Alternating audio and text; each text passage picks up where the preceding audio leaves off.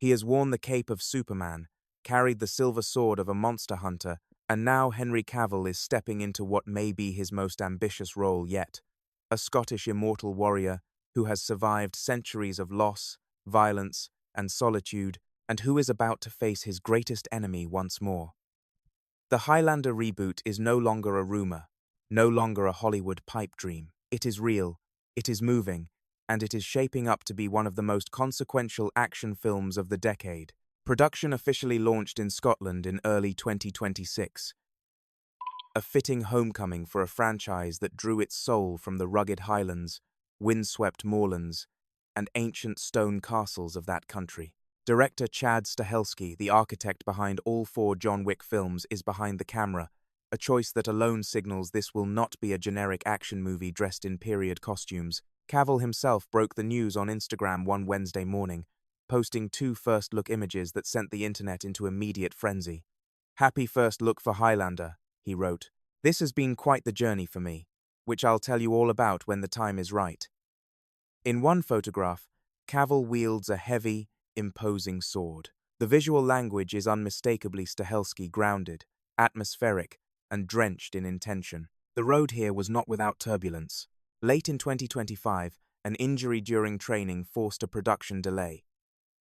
Once recovered, Cavill returned with what those on set described as renewed focus and physical dedication. The story traces its lineage back to the 1986 original, which starred Christopher Lambert as Connor MacLeod, an immortal Scottish warrior born in the 16th century, exiled by his own clan after surviving a fatal wound in battle. That film was, by most honest assessments, a structural mess, and yet it became a genuine cult phenomenon, because underneath all the chaos was something unexpectedly moving. Connor rebuilds his life in isolation with a woman named Heather, then watches her grow old and die while he remains exactly the same. That is the actual horror the original grasped, and never let go. Immortality is not a gift. It is the experience of being locked outside of time while everyone you love gets taken by it. The mythology surrounding that emotional core remains wild in the best way. Immortals walk among ordinary humans for millennia, unable to die except by decapitation. They hunt each other through history in a contest called the Game. When one immortal kills another, they absorb their enemy's power through the quickening. A storm of lightning tearing through the surrounding environment, windows exploding, electricity arcing in every direction. The whole thing builds toward the prize, awarded to the last immortal standing. There can be only one. Russell Crowe steps into the role of Ramirez, the ancient immortal who becomes Connor's first and most consequential teacher.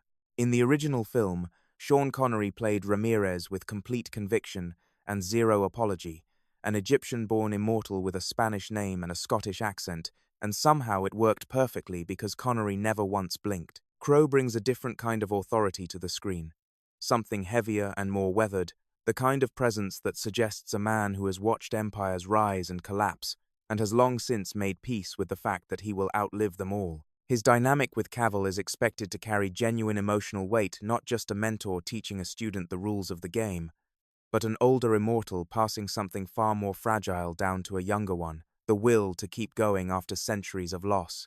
Then there is Dave Bautista, and this casting is perhaps the most intriguing gamble of the entire film. He is reportedly taking on a role in the mold of the Kurgan, the original's primary villain, and one of the most purely menacing antagonists of 1980s genre cinema.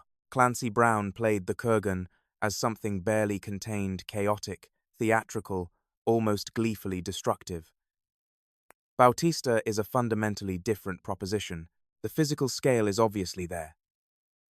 But what he has developed over years of serious film work is real emotional depth, and the role demands it. The most frightening version of the Kurgan is not the one who screams and destroys. It is the one who is completely calm, who has been playing this game for so many centuries that killing other immortals no longer excites him. It simply confirms what he has always known, that he is inevitable. That quiet, absolute certainty, worn like a second skin, could make Bautista's antagonist something genuinely new and unsettling. Jeremy Irons joins the ensemble as the reported leader of the Watchers, a clandestine organization that has existed for centuries with one singular purpose: to observe immortals, document their history, and never interfere. Irons is exactly the kind of actor who can make institutional power feel personally dangerous. And the watchers humans who know the truth about the game, who have built secret lineages around recording something the rest of the world does not even know exists, offer the film a layer of political tension that sits just beneath the surface of the central conflict. The hope is that they remain a shadow rather than a spotlight, complicating without consuming. Karen Gillan, Jimon Hounsou, Marisa Abella, Max Zhang, Drew McIntyre, and John Jong-seo fill out an ensemble whose range alone tells a story warriors from different eras, different continents, different centuries, all converging on the same inevitable conclusion. The reboot reportedly stretches from 16th century Scotland to modern New York and Hong Kong, and that Hong Kong detail matters. In the John Wick films, Stahelski used international locations as active participants in the action, with architecture and spatial logic feeding directly into the choreography. Sword combat staged under his direction in those streets could be something genuinely extraordinary.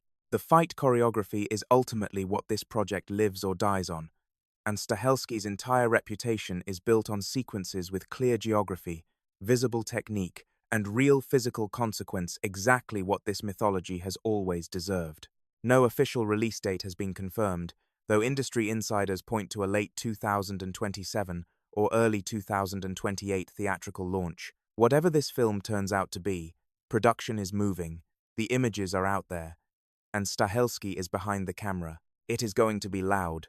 So here is the question for you. Do you think this cast and this director can actually do justice to one of the most beloved cult classics of the 1980s? Is Henry Cavill the right man to carry Connor MacLeod into a modern blockbuster era? Or does this reboot risk losing the emotional strangeness that made the original so unexpectedly powerful? Drop your thoughts in the comments below, hit subscribe, and leave a like so you never miss what comes next.